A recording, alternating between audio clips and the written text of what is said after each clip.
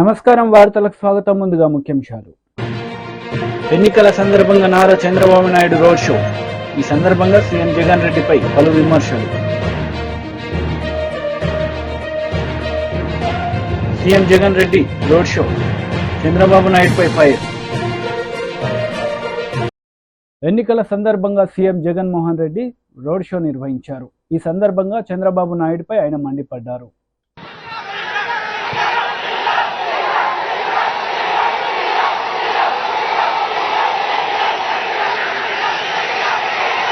గతంలో ఎప్పుడూ జరగని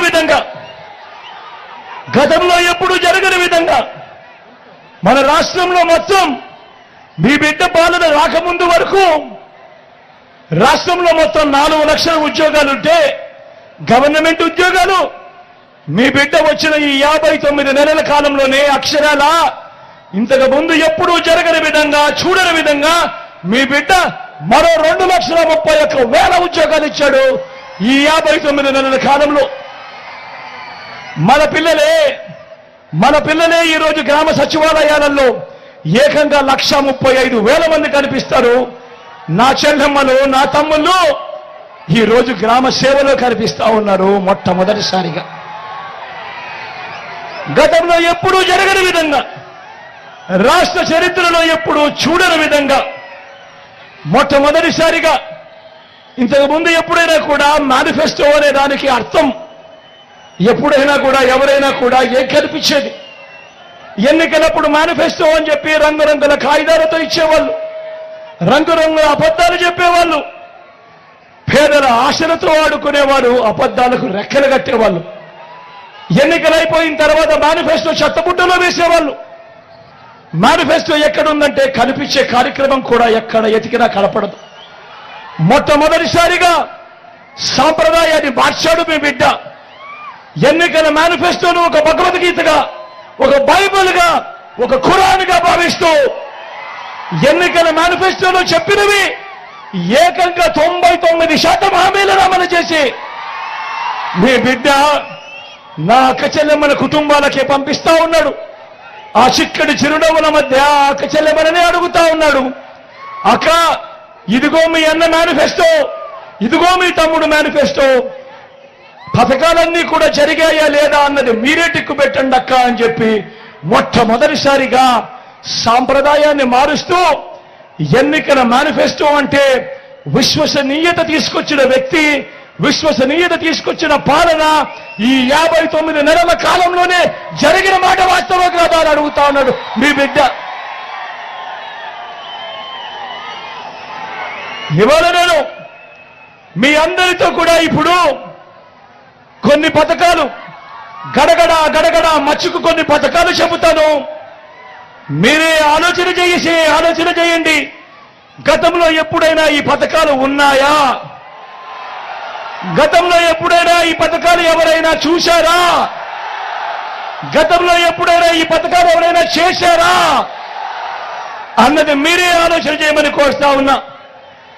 గతంలో ఎప్పుడూ చూడని విధంగా మొట్టమొదటిసారిగా నాడు నేడుతో బాగుపడ్డ గవర్నమెంట్ స్కూళ్లు, గవర్నమెంట్ బడులది ఇంగ్లీష్ మీడియం. 6వ తరగతి నుంచే ప్రతి క్లాస్ రూమ్లోనూ IFPలు, డిజిటల్ బోధన. 8వ తరగతికి పిల్లాడు వచ్చేసరికి ఆ ప్రతి పిల్లాడి చేతిలో ఒక ట్యాబ్. ఇంగ్లీష్ మీడియంతో మొదలెడితే 3వ తరగతి నుంచే టోఫుల్ క్లాసులు, 3వ తరగతి నుంచే సబ్జెక్ట్ టీచర్లు. గతంలో ఎప్పుడూ జరగని విధంగా ఈరోజు ఇంగ్లీష్ మీడియంతో మొదలెడితే IB దాకా ప్రయాణం. గతంలో ఎప్పుడూ చూడని విధంగా మన పిల్లల చేతుల్లో ఈరోజు బైలింగ్వల్ టెక్స్ట్ బుక్స్, అంటే ఒక పేజీ తెలుగు, పక్క పేజీ ఇంగ్లీష్. మొట్టమొదటిసారిగా బడులు తెరిచేసరికే పిల్లలకు విద్యా కానుక. మొట్టమొదటిసారిగా బడులలో ఈరోజు గోరుముద్ద. మొట్టమొదటిసారిగా పిల్లలను బడులకు పంపిస్తే చాలు ఆ తల్లులను ప్రోత్సహిస్తూ ఆ తల్లులకు ఓ అమ్మఒడి అనే కార్యక్రమం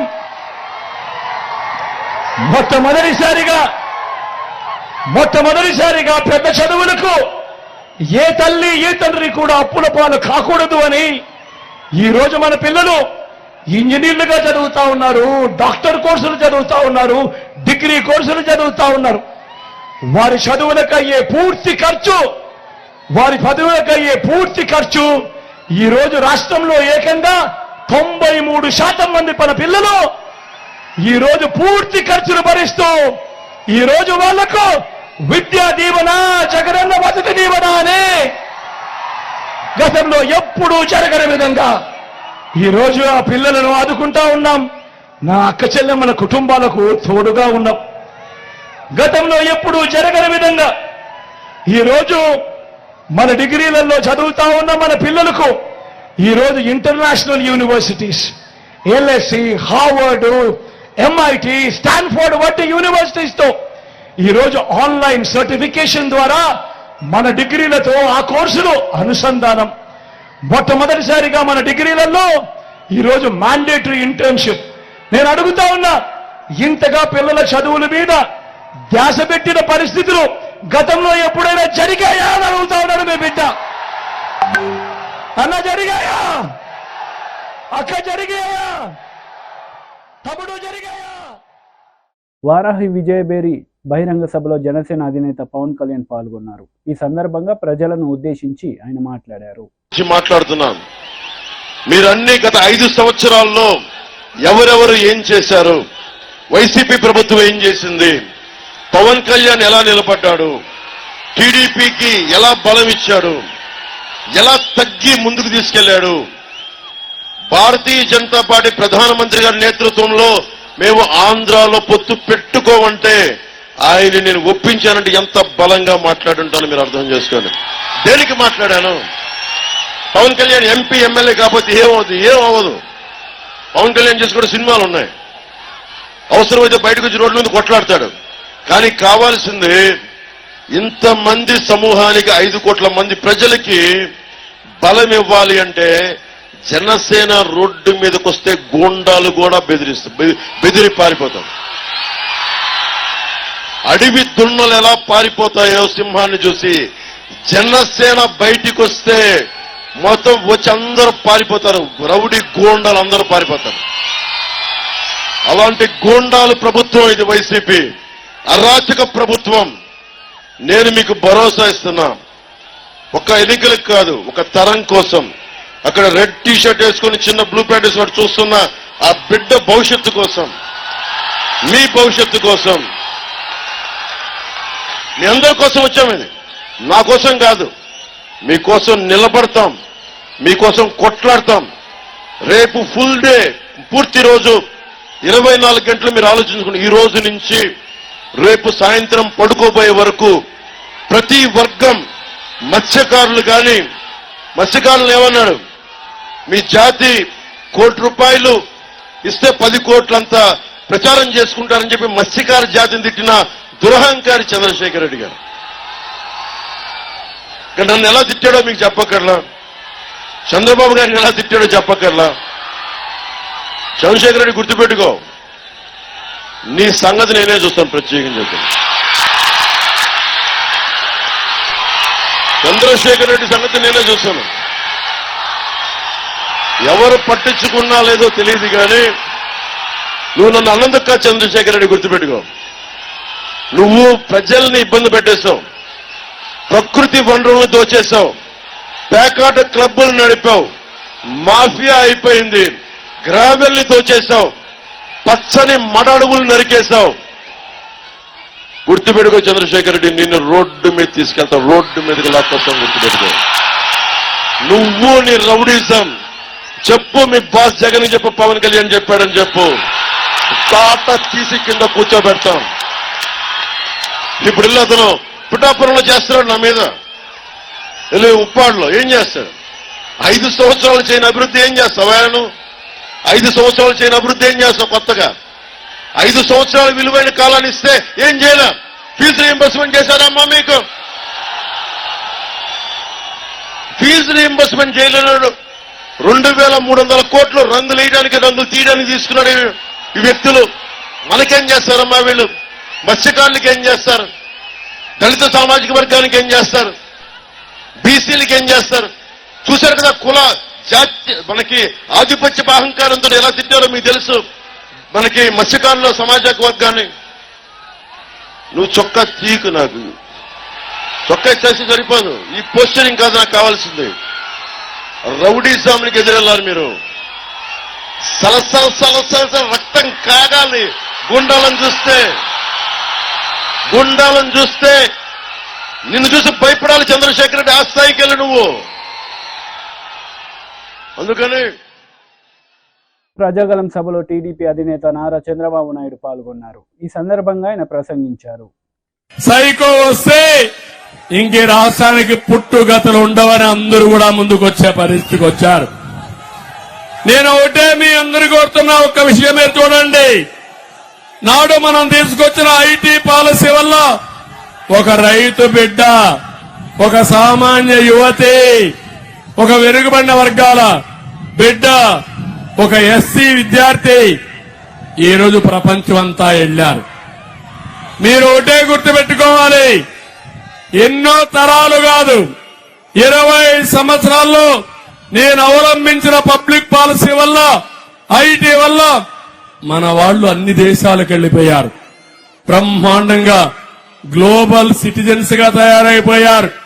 ఈరోజు ప్రపంచంలో ఎక్కడికైనా వెళ్ళండి, ఆ దేశంలో మంచి ఇండ్లుండే కాలనీ దగ్గరికి పోతే అక్కడ ఇండియన్స్ ఉంటారు, వాళ్ళల్లో 40% తెలుగు వాళ్ళు ఉంటారు. అది నేను చూపించిన దారిని మీ అందరికీ హామీ ఇస్తున్నా.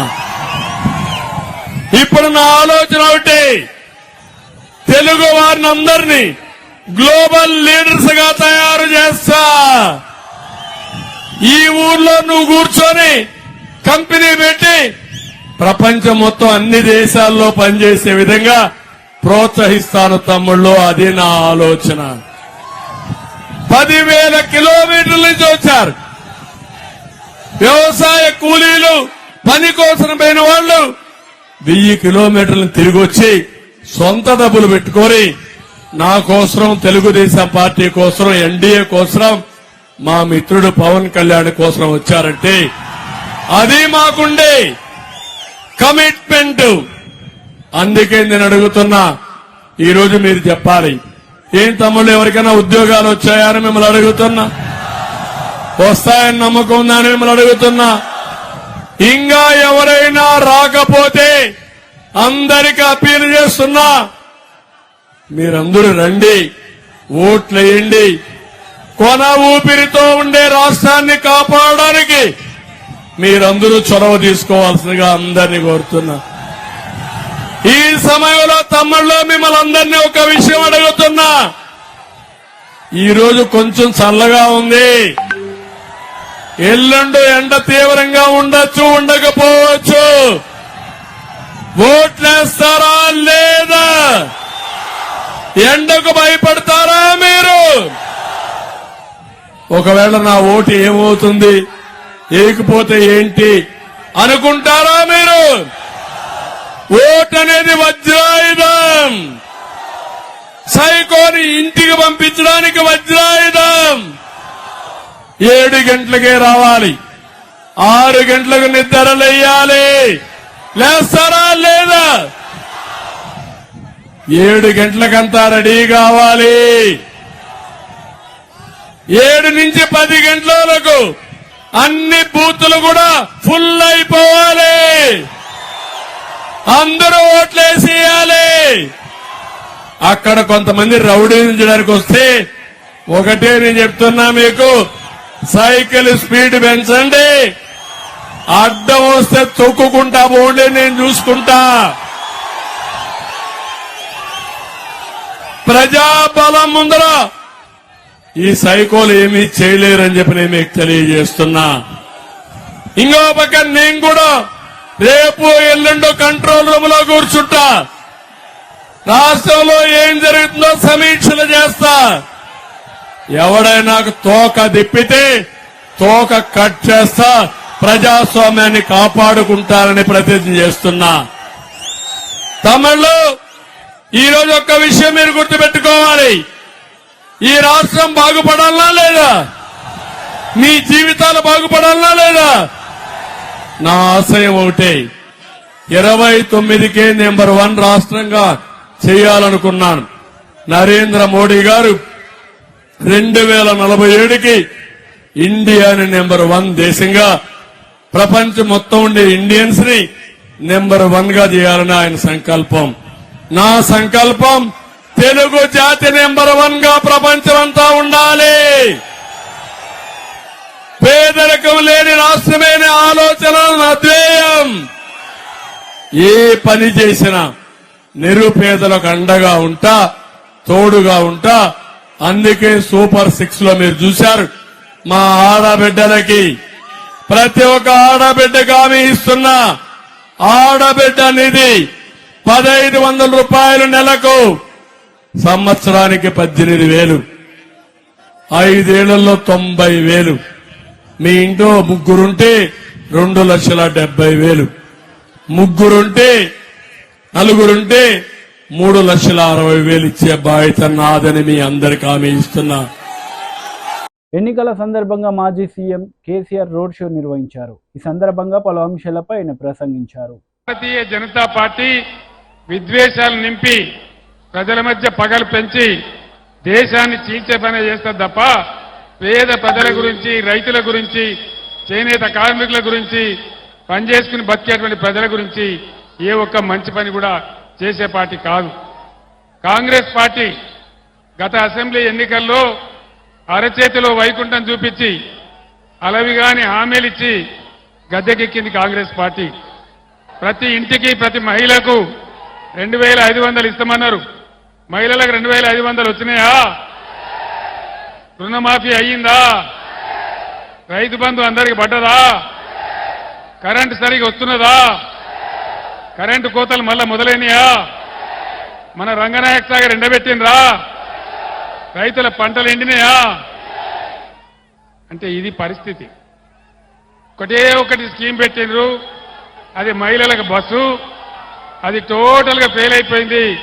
ఒక సర్కస్ లాగా అయిపోయింది తప్ప ఇవ్వలకు లాభం జరగలే. అందువల్ల మీ అందరినీ కూడా నేను కోరేది, అర్థం చేసుకొని వివేచనతోని మన రాష్ట్ర భవిష్యత్ కోసం, ఈ దేశ భవిష్యత్ కోసం ఆలోచించి ఓటేయాలి తప్ప ఓటు ఎప్పుడు కూడా ఆగమాగం వెయ్యకూడదు. ఏ ఒక్క హామీ అమలు కాలే, అవుతుందనే ఆశ కూడా లేదు. ఆ రోజు మనం 30,000 కోట్లు 2 దఫాలుగా రుణమాఫీ చేసినాం. ఈ ముఖ్యమంత్రి చెప్పినాడు, మీరు పరిగెత్తండి, లోన్ తీసుకోండి, డిసెంబర్ 9వ తేదీ నాడే 2 లక్షల రుణమాఫీ చేస్తామని చెప్పినారు. రుణమాఫీ జరిగిందా? ఏది కూడా జరగలే. 6 ప్రధాన హామీలతో పాటు 420 హామీలు ఇస్తే ఏ ఒక్క పని కూడా జరగలేదు. బీజేపీతోని ఏ ఒక్క పని జరగలేదు. అదే బీఆర్ఎస్ ప్రభుత్వం ఉన్నప్పుడు అన్ని వర్గాల ప్రజలను కులము, మతము అనే తేడా లేకుండా ఒక కోడి తన పిల్లలను కాపాడుకున్నట్టుగా అందరినీ కూడా వెనకకి తీసుకొని మనం ముందుకు పోయినాం. అందరిని కాపాడినాం, పేదలను కాపాడినాం.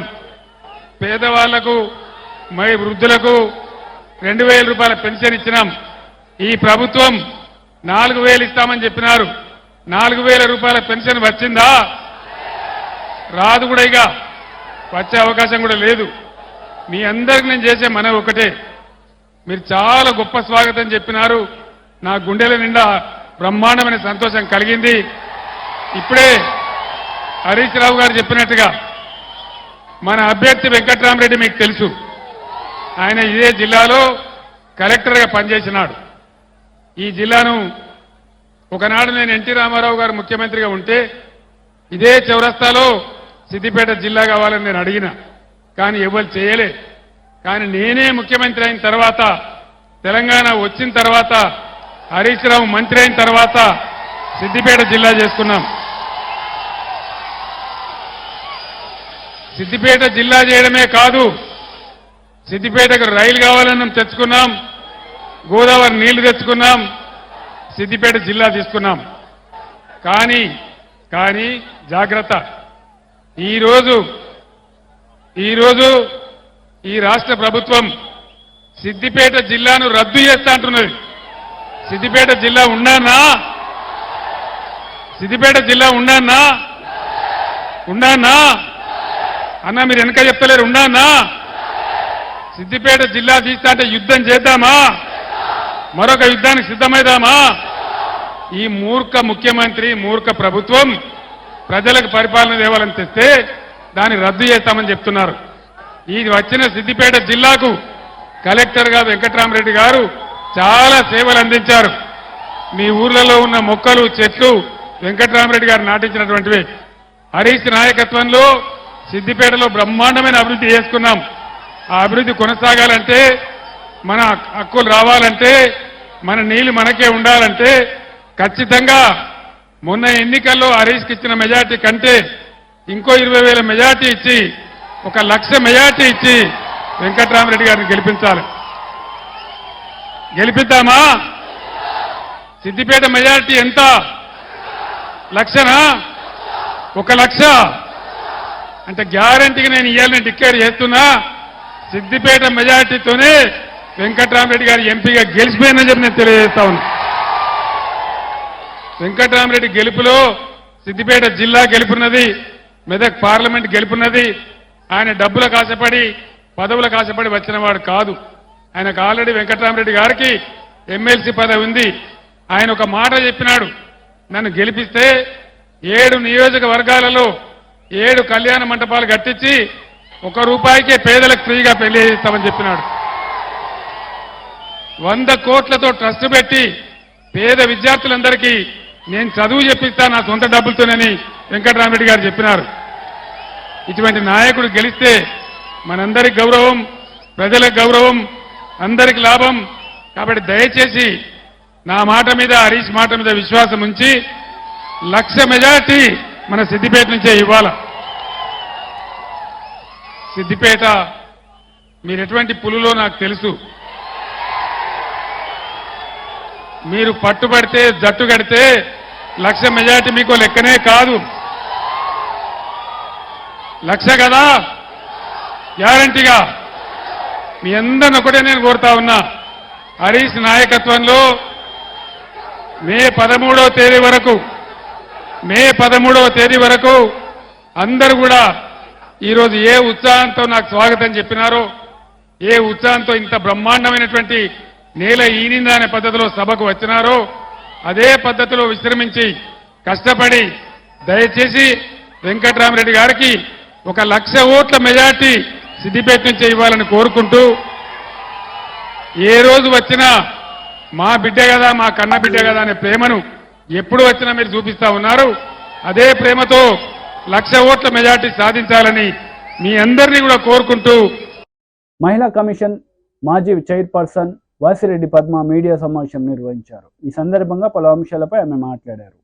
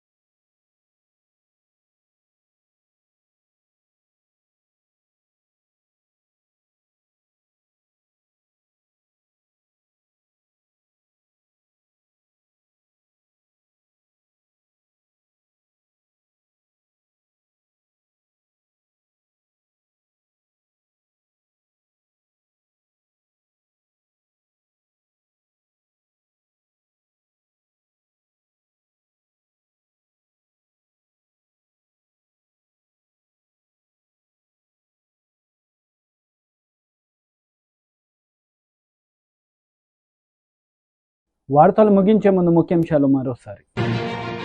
ఎన్నికల సందర్భంగా నారా చంద్రబాబు నాయుడు రోడ్ షో. ఈ సందర్భంగా సీఎం జగన్ రెడ్డిపై పలు విమర్శలు.